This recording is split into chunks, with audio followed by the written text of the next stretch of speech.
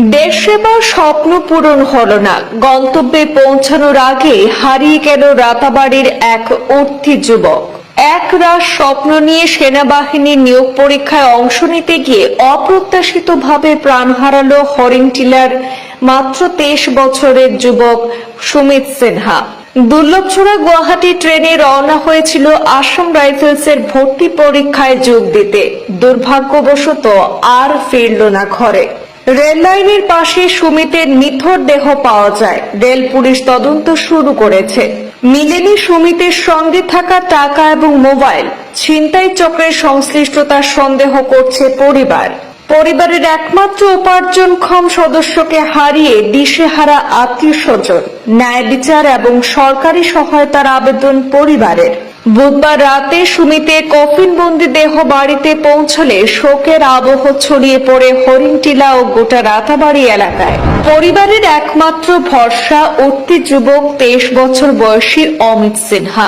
রাতাবাড়ির হরিণটিলা গ্রামের ঈশ্বরবাবু সিনহার একমাত্র ছেলে ছিল সুমিত সিনহা। বন্ধুদের সঙ্গে গত 4 নভেম্বর দুর্লভছড়া গুয়াহাটি ট্রেনে চেপে আসাম রাইফেলসের ভর্তি পরীক্ষায় অংশ নিতে রওনা হয়ে অপ্রত্যাশিতভাবে প্রাণ হারায় মাত্র 23 বছরের যুবক সুমিত সিনহা। পরে রেল পুলিশ তার নিথর দেহ উদ্ধার করেছে চানমারি এলাকায় রেল লাইনের পাশে। জানা গেছে, সুমিতের সঙ্গে থাকা মোবাইল ফোন এবং পকেটে থাকা টাকা পয়সা কিছুই পাওয়া যায়নি। এতেই প্রাথমিকভাবে ধারণা করা হচ্ছে সে কোনো অজ্ঞাত ঘটনার শিকার হতে পারে। সেনায় যোগ দিয়ে দেশ সেবার স্বপ্ন পূরণ হলো না সুমিত সিনহার। দুঃখ সংবাদ বাড়িতে পৌঁছলে শোকে মুহ্যমান হয়ে পড়ে পরিবার পরিজন। আইনি প্রক্রিয়া শেষে বুধবার রাতে সুমিত সিনহার মৃতদেহ বাড়িতে পৌঁছায়। পরিবারের একমাত্র সম্বল সুমিত সিনহাকে হারিয়ে দিশেহারা হয়ে পড়েছে গোটা পরিবার। অসহায় পরিবারকে ন্যায় বিচার পাইয়ে দেওয়ার পাশাপাশি সরকারি মোটা অঙ্কের ক্ষতিপূরণ দিতে সহায়তা করতে রাজ্যের মুখ্যমন্ত্রী ডক্টর হিমন্ত বিশ্ব শর্মার হস্তক্ষেপ কামনা করেছেন স্থানীয় বাসিন্দারা।